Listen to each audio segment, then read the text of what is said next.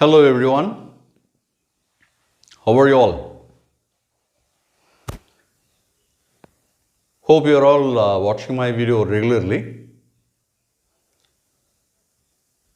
and I am sure that the way I teach is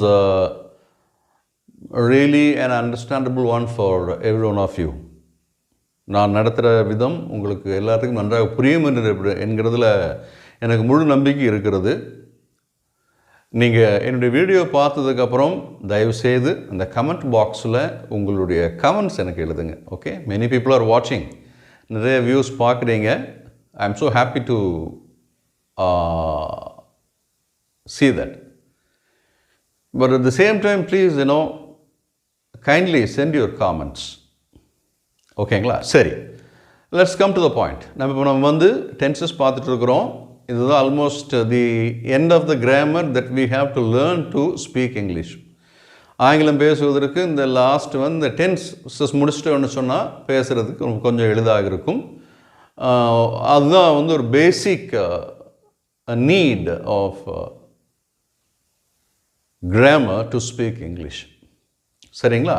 இப்போ நம்ம பார்த்துட்ருக்கோம். அதில் வந்து நான் உங்களுக்கு 12 டென்ஸ் சொல்லிவிட்டு அந்த 12 டென்ஸில் வந்து உங்களுக்கு ப்ரெசன்ட் கண்டினியூஸ் டென்ஸ் வரைக்கும் நான் நடத்தி முடிச்சிட்டேன். இப்போது அடுத்ததாக நம்ம பார்க்க போகிறது என்ன கேட்டிங்கன்னா, பாஸ்ட் கண்டினியூஸ் டென்ஸ். இந்த பாஸ்ட் கண்டினியூஸ் டென்ஸை வந்து 3 இடங்களில் 3 விதமாக யூஸ் பண்ணலாம். சரிங்களா? அந்த 3 விதங்களாக எப்படி யூஸ் பண்ணலாம் அப்படிங்கிறதுல முதல் விதத்தை இப்போ நான் விளக்க போகிறேன் உங்களுக்கு நான். ஓகேங்களா? ரொம்ப ஈஸி.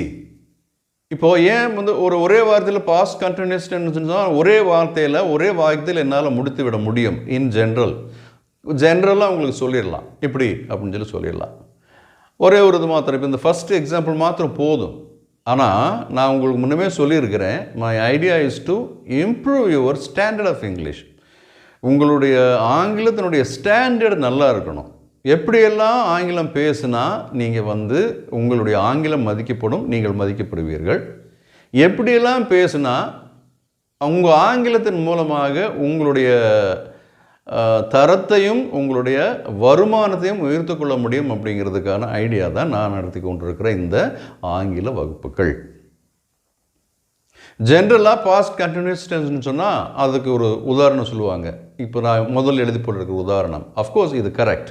இது இல்லாமல் இன்னும் 2 விதமாக பாஸ்ட் கண்டினியூஸ் டென்ஸ் யூஸ் பண்ணலாம். சரிங்களா? அதையும் சேர்த்து நீங்கள் தெரிந்து கொண்டால் உங்களுடைய ஆங்கிலம் சிறப்பாக இருக்கும். நல்லா ஞாபகத்தில் வச்சுக்கோங்க.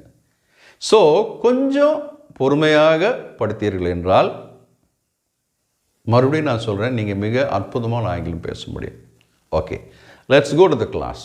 ஓகே, இப்போது நான் இங்கே இந்த போர்டில் எழுதி வச்சிருக்கிற முன்னமே பாருங்கள், பாஸ்ட் கண்டினியூஸ் டென்ஸ். பாஸ்ட் கடந்த காலம், கண்டினியூஸ் தொடர்ந்து நடத்தல், நடந்து கொண்டிருத்தல், டென்ஸ் காலம். கடந்த காலத்தில் ஒரு விஷயம் தொடர்ந்து நடந்து கொண்டிருந்தது என்றால் அதை நாம் பாஸ்ட் கண்டினியூஸ் டென்ஸில் சொல்லணும்.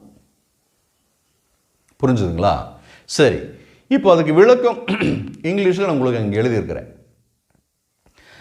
திஸ் டென்ஸ், அதாவது past continuous tense, is used to speak about an action that was going on for some time in the past.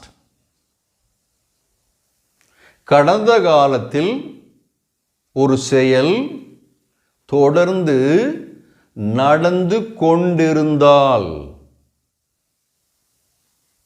அதை நாம் பாஸ்ட் கண்டினியூஸ் டென்ஸில் சொல்லணும்.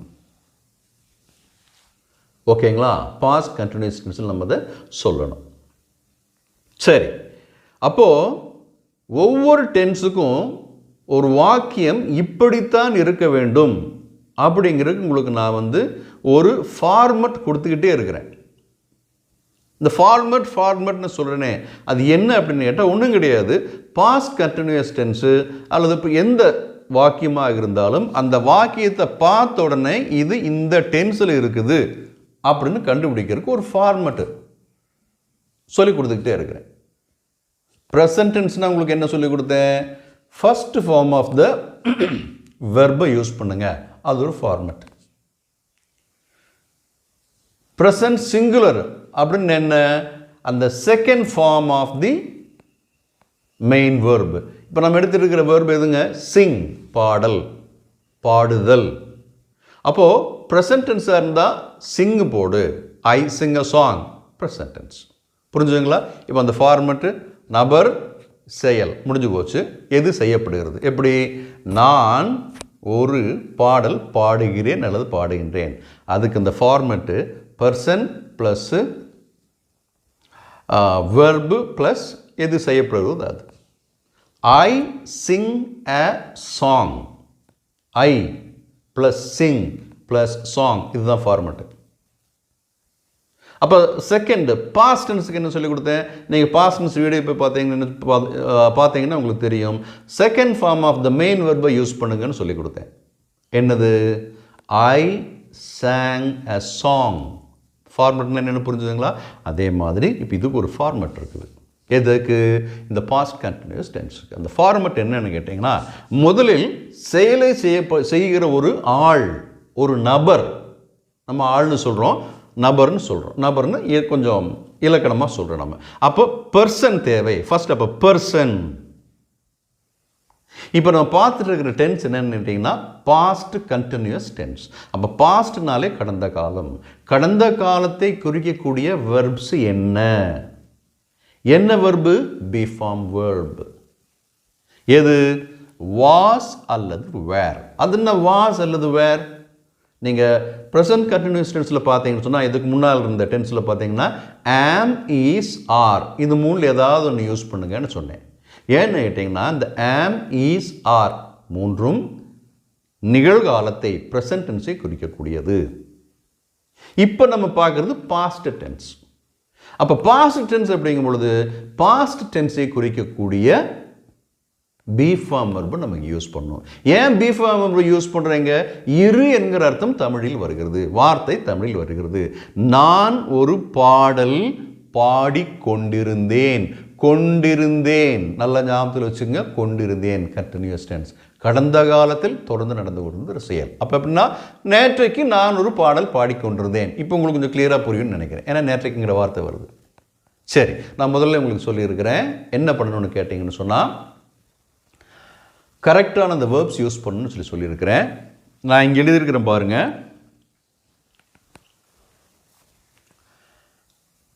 ஐ, ஹீ, ஷீ, இட், இது எது வந்தாலும் நீங்கள் உபயோகப்படுத்த வேண்டிய வெர்பு வந்து வாஸ். ஏன்னா இது எல்லாமே சிங்குலர். இது first person singular I, he, she, இட்டுங்கிறது third person singular. So past continuous டென்ஸில் வரும்பொழுது வாஸ் யூஸ் பண்ணணும். பாஸ்ட் டென்ஸில் வரும்பொழுது கண்டினியூஸ் டென்ஸுங்கிறது பின்னால் ப்ளஸ் ப்ரெசன்ட் பார்ட்டிசிபிள் போட்டுக்கிறோம். புரிஞ்சுதுங்களா? ஆஃப் த வேர்ப் போட்டுக்கிறோம். யூவும் தேவும் வந்தால் வேர் யூஸ் பண்ணணும். ஏன்னா யூங்கிறது சிங்குலரும் யூ தான், ப்ளூரலும் யூ தான். தே அப்படிங்கிறது ப்ளூரல். இப்போ இது பாஸ்ட் அப்படிங்கும் பொழுது வேர் யூஸ் பண்ணுங்க. அதே மாதிரி சிங்குலர் நவுன், இப்போ இது வந்து pronoun. I, he, you, we இதெல்லாம் ப்ரோனவுன். சிங்குலர் நவுன் அப்படின்னு ஒரு பாபு, பாபு என்கிற ஒரு தனி ஆள், சிங்குலர் நவுன் வந்துச்சுன்னு சொன்னால் வாஸ் போட்டுக்குங்க. ப்ளூரல் நவுன்ஸ், ப்ளூரல்னா ஒன்றுக்கு மேற்பட்டது. இப்போ இது பாபு கூட இன்னொரு ஆள் நிற்கிறாரு, அப்போ ரெண்டு பேர், ஒன்றுக்கு மேற்பட்டது ப்ளூரல். அப்படி ப்ளூரல் வந்ததுன்னா வேற போட்டுங்க. ரொம்ப சிம்பிள். புரிஞ்சுதுங்களா? ஓகே, இப்போ பாஸ்ட் கண்டினியூஸ் டென்ஸில் இது முதல் ஃபார்ம் என்னதுங்க? This tense is used to speak about an action that was going on for some time in the past. கடந்த காலத்தில் சிறிது நேரம் ஒரு செயல் தொடர்ந்து நடந்து கொண்டிருந்தால் அதை நாம் பாஸ்ட் கண்டினியூஸ் டென்ஸ் என்று கூறுகிறோம். சரி, இப்போ இது வந்து முதல் ஃபார்ம். அதாவது 3 விதமாக யூஸ் பண்ணலான்னு சொன்னேன். முதல் விதம் எப்படின்னு பார்க்கலாம். நான் ஒரு பாடல் பாடிக்கொண்டிருந்தேன். முதல்லயே சொன்ன மாதிரி கேள்விகள் கேட்க வேண்டும். எதை பார்த்து? வெர்பை பார்த்து. வெர்பு எதுங்க? பாடிக்கொண்டிருந்தேன். அப்போ பாடிக்கொண்டிருந்தேன். யார் பாடிக்கொண்டிருந்தேன்? நான். எழுதிட்டீங்களா? ஐ. ஓகே, பாடிக்கொண்டிருந்தேன் அப்படிங்கிறது பாஸ்ட் டென்ஸ். அப்போ பாஸ்ட் டென்ஸ் வந்து என்ன போடணும்? இந்த இடத்துல வாஸ். இதுதான் பாஸ்ட் டென்ஸை குறிக்கக்கூடிய வெர்பு. I was.